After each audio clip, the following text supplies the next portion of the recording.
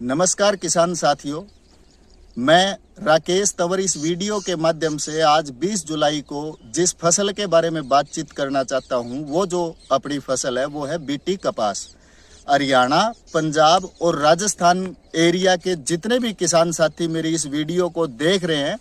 तो उन सारे किसान साथियों को मैं सबसे पहली बात तो ये कहना चाहता हूं कि अगर किसी भी किसान भाई को ये लगे कि ये वीडियो जो हम लोग शूट कर रहे हैं ये किसी भी तरह के प्रोडक्ट का प्रचार करने के लिए कर रहे हैं, तो ऐसा बिल्कुल भी नहीं है।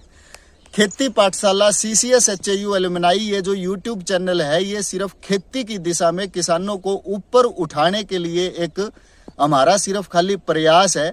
और आज के दिन इस वीडियो के माध्यम से जो भी बातचीत हम आप सब सारे किसान साथियों से करना चाहेंगे, और उस बातचीत के दौरान अगर किसी भी प्रकार की दवा के बारे में अगर हम आपको बताएंगे,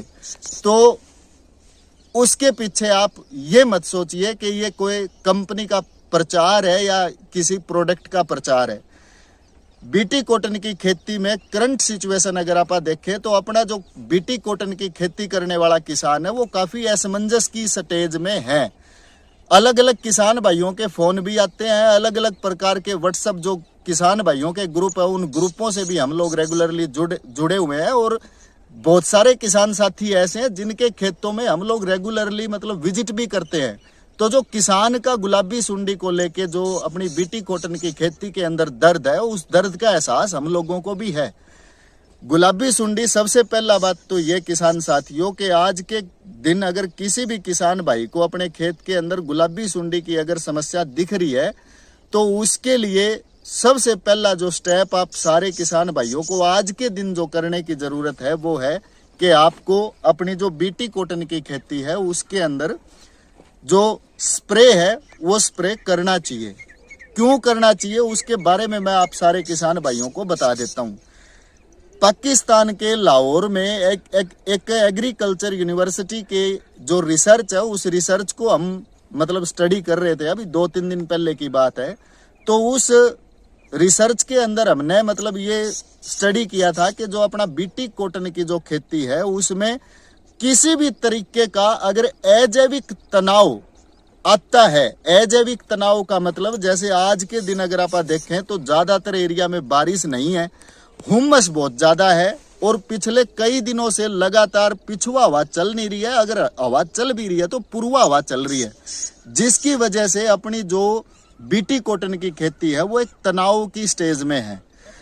किसी भी तरीके का बीटी कॉटन की खेती में अगर अजैविक तनाव आ जाए तो बीटी कॉटन का जो पौधा है वो बीटी कॉटन की तरह बिहेव नहीं करता, उसको एक किस्म से बोल बेडा चढ़ जाता है।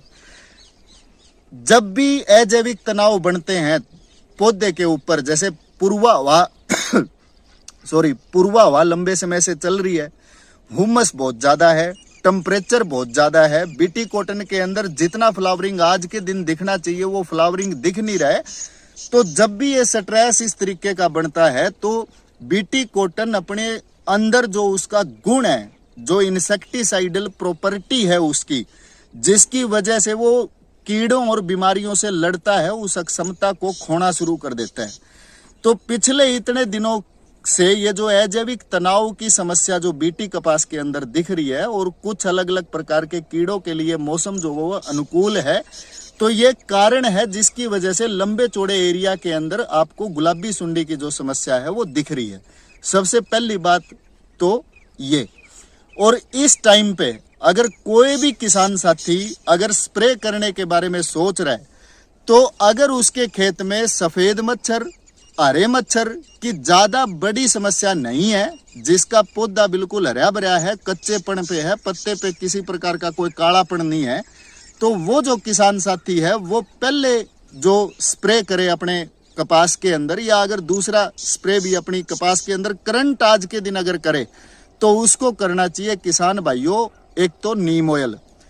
पिछले 2-3 सालों से रेगुलरली हमने नीम ऑयल जो है उसकी एफिकेसी को, उसकी कपास की खेती के अंदर उसकी नीम ऑयल की जो इम्पोर्टेंस है वो अलग अलग हजारों खेतों के अंदर मतलब देखी है। आज के दिन अगर नीम ऑयल का स्प्रे अगर आप करते हैं तो सबसे पहला काम तो आपका पत्ता कड़वा रहेगा, जो इसकी फिड़कलियां है जिससे अंडा बनता है, तो वो जो फिड़कलियां है नीम ऑयल का स्प्रे होने की वजह से उस पौधे के ऊपर कम रहेगी। दूसरा जो आपकी फूल गुड्डी है, अब फूल गुड्डी का मैं जैसे ये बता देता हूं। जैसे मान लिया ये फूल गुड्डी है, इसके जो ये बाहर वाली पत्तियां हैं 3, इन पत्तियों को ब्रैकेट बोला जाता है। और जो गुलाबी सुंडी की फिड़कली जब अंडा देती है तो वो या तो इन तीनों पत्तियों के ऊपर देती है या फिर थोड़ा सा इसके अंदर मतलब यहाँ पे देती है। तो अगर नीम ऑयल का किसान भाई अगर इस स्टेज पे स्प्रे करे तो किसी भी फूल बोकी के अंदर अगर अंडे की स्टेज में गुलाबी सुंडी है तो नीम ऑयल एक बहुत ही बेहतरीन मतलब ओविसाइडल है, यानी अंडानाशी है। तो फिड़कली और अंडा जो है उसको आप कंट्रोल कर सकते हैं किसान भाइयों नीम ऑयल के साथ। अगर नीम ऑयल करेंगे तो उसकी वजह से कपास की खेती के अंदर 7 से 8 प्रकार की तो ऐसी मकड़ियां आती है जो फायदेमंद है, जो सफेद मच्छर को, हरे मच्छर को और थोड़ा बहुत जो उड़ने वाले मतलब कीट पतंगे हैं उनको अपने जाल के अंदर फंसा के खाती है। तो नीम ऑयल का अगर स्प्रे करेंगे तो उसके ऊपर भी कोई नुकसान नहीं है। एक क्राइसोपरला करके मतलब आती है इसके अंदर, वो भी एक मित्र कीड़ा है, उसकी भी अलग अलग 4 स्टेज है। और क्राइसोपरला का अंडे से जो लार्वा निकलता है वो एक दिन में 1000 से भी ज्यादा कीट पतंगे अपने से छोटे साइज के हैं उनको खाता है। वो एफिड लायन बोला जाता है उसको। वैसे तो क्राइसोपरला का जो लार्वा है एफिड लायन यानी चेप्पे को ज्यादा चाव से खाता है, लेकिन अगर चेप्पे की शिकायत नहीं है तो वो व्हाइट फ्लाई भी खाता है, वो गुलाबी सुंडी का छोटा लार्वा है उसको भी खाता है और दूसरे जो नुकसान करने वाले कीड़े हैं उनको भी खाता है। तो नीम ऑयल का अगर आप स्प्रे करेंगे तो मित्र कीड़ों को आप अपनी खेती के अंदर बचा के चलेंगे। तीसरा जो पॉइंट मैं बीटी कॉटन में इस टाइम पे कहना चाहता हूं कि जितने भी किसान भाई स्प्रे करे वो नीम ऑयल के साथ में पिछले 2-3 सालों से मैं पर्सनली मतलब सबसे ये कह रहा हूं कि एमामेक्टिन बेंजोएट 5% दानेदार जो है वो करीब 66% तक गुलाबी सुंडी की जो लार्वा की स्टेज है उसके लिए कारगर है। और एमामेक्टिन बेंजोएट 5% एसजी का अगर कोई भी किसान साथी नीम ऑयल के साथ मिला के अगर स्प्रे करेगा तो ये एक ऐसी दवाई है जिसका किसी भी प्रकार के मित्र कीड़े के ऊपर नुकसान नहीं है। पिछले 2-3 सालों में क्योंकि हम लोग आईपीएम पे स्पेशली बीटी कॉटन पे काम कर रहे थे तो अलग अलग किसानों के खेतों में अलग अलग एरिया में हमने एमामेक्टिन बेंजोएट जो है उसकी जो डोज है वो भी अलग अलग करके देखी है और ये अनुभव किया है कि एमामेक्टिन बेंजोएट की जो डोज है वो प्रति लीटर पानी 1 ग्राम होनी चाहिए। उस एमामेक्टिन बेंजोएट के अंदर सिर्फ एक कमी है, वो कमी क्या है? एमामेक्टिन बेंजोएट जो है वो पत्ते के आर पार होने वाली दवाई है, यानी उसका जो एक्शन है वो ट्रांसलेमिनर एक्शन है, पत्ते के आर पार होता है। या फिर अगर फूल गुड्डी के ऊपर अगर उसका स्प्रे लगे तो इस फूल गुड्डी के आर पार हो सकता है। तो कोई भी किसान साथी अगर नीम ऑयल प्लस एमामेक्टिन को अपने खेत के अंदर स्प्रे करे गुलाबी सुंडी के लिए या दूसरे थोड़े बहुत कीट पतंगों के लिए, अगर सफेद मच्छर हरा मच्छर ETL से कम है तब की बात कर रहा हूं मैं, तो कोई भी किसान साथी अगर एमामेक्टिन बेंजोएट प्लस नीम ऑयल का अगर स्प्रे करे तो कोशिश ये करे कि पूरे पौधे को आपने ऊपर से लेके नीचे तक भिगोना है, क्योंकि एमामेक्टिन बेंजोएट का ये जो ट्रांसलेमिनर एक्शन है ये एक ऐसा एक्शन है कि दवाई जहां पे डलेगी उसके दूसरी तरफ ही पहुंचेगी, पौधे के अंदर सिस्टेमिक एक्शन नहीं है। अगर आप इस पौधे के ऊपर स्प्रे करेंगे तो इसकी जो फूल बोकी है वो अंदर की तरफ है, तो अगर आप एमामेक्टिन बेंजोएट के बहुत बढ़िया तरीके से पौधे को नहलाओगे तो अंदर का जो हिस्सा है उसके अंदर भी जो दवाई है वो बढ़िया तरीके से पहुंच सकती है। करीब 6 दिन से लेके 7 दिन के अंदर अंदर अगर फूल के अंदर कहीं भी गुलाबी सुंडी अगर है तो एमामेक्टिन बेंजोएट प्लस नीम ऑयल का जो कॉम्बिनेशन है वो उसके अंडे की स्टेज को, उड़ता हुआ जो फिड़कली है उसकी स्टेज को, और छोटा लार्वा जो टिंडे के अंदर नहीं घुसा, शुरुआत में फूल बोकी के अंदर जो रोजेटेड फ्लावर बनते हैं और उसके अंदर वो जो जाड़ा सा बनता है और उसको निकाल के जब आप सुंडी देखते हैं जब तक वो टिंडे में नहीं जाती है, अगर उस स्टेज के ऊपर अगर आप ये स्प्रे करेंगे तो अगले 10-12 दिन तक जितने भी फूल बुग्गी आएगी या मतलब फूल जो बनेगा तो उसके अंदर आपको गुलाबी सुंडी की जो समस्या है उसके ऊपर एक बढ़िया कंट्रोल मिल सकता है। अगर थोड़ा सा पैसा आप और लगा सकते हैं तो एक रिसर्च मैंने और स्टडी करी थी, जैसे एमामेक्टिन बेंजोएट 66% तक गुलाबी सुंडी को रोकने में कारगर है, ठीक उसी तरीके से फ्लुबेंडामाइड 20% सोल्यूबल ग्रेन्यूल टाटा टाकुमी अगर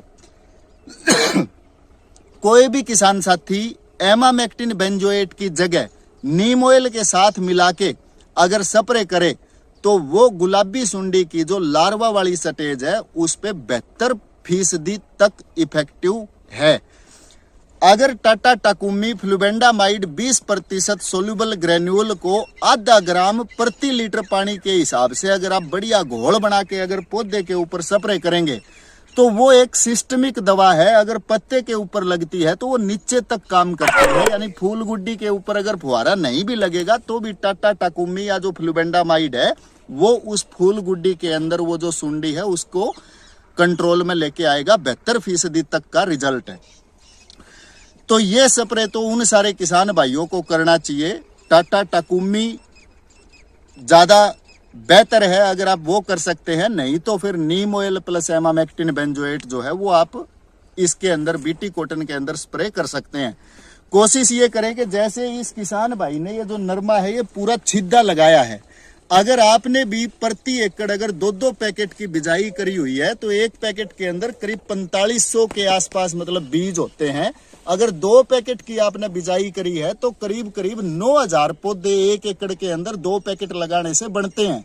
और आज की जो स्थिति है, आज जो ये पहला अटैक जो गुलाबी सुंडी का मतलब अपने को दिखाई देने लग रहा है, जब ये गुलाबी सुंडी अपना दोबारा से फिड़कली बनाएगी, 35 से 40 दिन का साइकिल है, जब ये ज्यादा मतलब अगली जो पीढ़ी बनाएगी तो उस टाइम तक जो गहरे नरमे हैं वो ज्यादा जमीन को ढक लेंगे और उसके अंदर वो जो फिड़कलियां हैं क्योंकि अंदर उनको बड़ी अनुकूल माहौल मिलेगा तो उन खेतों के अंदर गुलाबी सुंडी की जो समस्या है वो देखने को थोड़ा ज्यादा मिलेगी।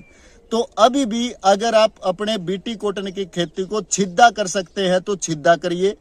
अगर आप अपने खेत के अंदर अभी तक फेरोमोन ट्रैप नहीं लगाए हैं तो पीसीआई कंपनी के फेरोमोन ट्रैप, जैसे इस किसान भाई ने बछंटी के पास सिर्फ 2 खाली ट्रैप लगाए हैं, बाकी ये 4 एकड़ का टक है, इस टक के अंदर कहीं भी किसी भी प्रकार का कोई फेरोमोन ट्रैप नहीं लगाया है। अगर आप अभी तक फेरोमोन ट्रैप पे नहीं पहुंचे हैं तो जहाँ पे आप बैठते हैं, जहाँ पे आप खेत के अंदर थोड़ा वक्त बिताते हैं तो एटलीस्ट वहां पे एक फेरोमोन ट्रैप जरूर लगाएं और उसके अंदर गुलाबी सुंडी प्रतिदिन कितनी आ रही है तो उस संख्या को थोड़ा सा देखें ताकि आपको भी ये पता लगता रहे कि किस किस समय पे गुलाबी सुंडी की जो अटैक है वो बढ़ रहा है। और एक चीज जो मैंने इस वीडियो के शुरुआत में बोली, ये जो अपनी बीटी कॉटन की खेती है, अगर ये बायोटेक्नोलॉजी का एक जबरदस्त उदाहरण अगर नहीं होती तो पिछले 20 साल से ये लोगों के दिलों में राज नहीं करती। आज भी बीटी कॉटन की खेती एक बहुत बढ़िया खेती है, एरिया ड्रास्टिकली घटा है। तो अगर आपने कोई बीज लगाया है, अगर आपने कोई पौधा लगाया है जो आज के दिन 75 दिन पे पहुंच चुका है, अगले 60-65 दिन की बात सिर्फ और है, तो उसको रोटावेट कर देना या उसके लिए खेचड़ ना करना मतलब बड़ी मैं तो शर्मिंदगी कहता हूं उस चीज को कि अगर आपने कोई पौधा लगाया है तो उसको एटलीस्ट अगले जो 60 दिन है उसमें उसका मेहनत उस पे करवा के देखो। और ये जो बीटी कॉटन की खेती है, ये जब जब स्ट्रेस बनता है, जब जब बीटी कॉटन की खेती के अंदर ज्यादा हुमस रहती है, ज्यादा तापमान रहता है या किसी भी प्रकार का दूसरा कोई अजैविक तनाव अगर बनता है, तो ये जो बीटी कॉटन का पौधा है ये अपने ऑटोमेटिक जो सुंडी को कंट्रोल करने वाले जो इसके अंदर गुण है उन गुणों को ये घटा देता है। पूरे हरियाणा के अंदर ज्यादातर फ्लावरिंग नहीं है, पूर्वा हवा लगातार चलने लग रही है, सारा एरिया बारिश ना होने की वजह से मतलब चपेट में है। स्ट्रेस की स्थिति में अपनी जो बीटी कॉटन की खेती है वो फंसी हुई है पूरा। तो ये भी एक कारण है जिसकी वजह से अलग अलग एरिया में गुलाबी सुंडी, सफेद मच्छर, हरे मच्छर का जो अटैक है वो अपनी बीटी कॉटन की खेती के अंदर दिख रहा है। तो ये जो नीम ऑयल प्लस एमामेक्टिन है या नीम ऑयल प्लस टाटा टाकुमी यानी फ्लुबेंडामाइड है, अगर आप सारे किसान भाइयों को ये बात मेरी समझ में आती हो, मैं ये खुद से पर्सनली नहीं कहने लग रहा, आज से 2-3 दिन पहले लाहौर की एग्रीकल्चर यूनिवर्सिटी, पाकिस्तान की एक एग्रीकल्चर यूनिवर्सिटी का पूरा मैंने एक रिसर्च पढ़ा था। उस रिसर्च में से ये बात मेरे को समझ में आई थी कि जब भी बीटी कॉटन की खेती में तनाव की स्थिति बनती है तो वो जो तनाव की स्थिति है वो इसके गुणों को मतलब खो देती है, यानी जो अपनी कपास है वो भोली डोली हो जाती है एक किस्म की। तो नीम ऑयल प्लस टाटा टाकुमी के साथ में अर्बोइंट इंटरनेशनल का ग्रो शक्ति 2 ml प्रति 1 एकड़ के हिसाब, नॉट एकड़, 2 ml प्रति लीटर पानी के हिसाब से, मतलब नीम ऑयल और दूसरी जो मैंने दवा आपको बताई है उसके साथ में मिक्स करें। अगर ग्रो शक्ति को आप अपने खेत के अंदर स्प्रे करते हैं, नीम ऑयल प्लस एमामेक्टिन के साथ अगर मिला के करते हैं, तो ग्रो शक्ति एक ऐसा मतलब बायोस्टिमुलेंट है जो पौधे को, किसी भी प्रकार की फसल में जो पौधे हैं उनको अजैविक तनाव जो महसूस होते हैं पौधे के अंदर उससे बाहर निकाल के ले आता है। आज ये खेत जो आप देख रहे हो बिल्कुल लस ग्रीन हरा भरा है, इसमें करीब 4 से 5 दिन पहले नीम ऑयल, एमामेक्टिन बेंजोएट और ग्रो शक्ति का मतलब स्प्रे हुआ है। आज करीब ये खेत हमने शिखर दोपहरी में 2 बजे देखा था, तो उस टाइम पे भी जैसे आज ये पत्ते आपको हरे भरे दिख रहे हैं, किसी भी प्रकार का मतलब कठोरपन जो है वो इसके अंदर नहीं है और पौधा किसी भी प्रकार के मतलब स्ट्रेस में नहीं है। तो ये जो काम इस खेत के अंदर है वो ग्रो शक्ति ने कराया है। तो यहाँ तक की जो वीडियो है, ये वीडियो अगर किसान साथियों आपको अगर अच्छी लगती है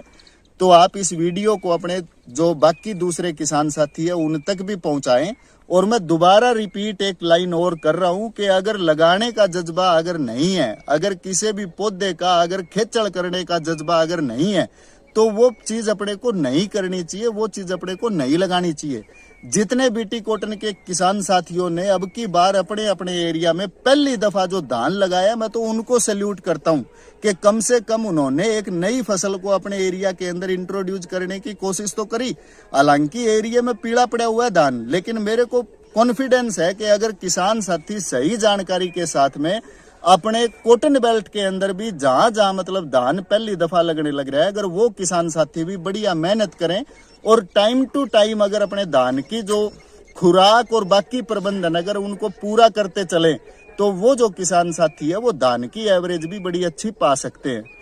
तो हमारा वीडियो यहाँ तक सुनने के लिए आपका बहुत बहुत धन्यवाद किसान साथियों। करीब 12-15 दिन के बाद में बीटी कॉटन की जो खेती है उसमें दूसरा स्प्रे क्या होना चाहिए उसके बारे में भी आपको पूरा राय देंगे। और जिस एरिया में सफेद मच्छर की शिकायत ज्यादा है या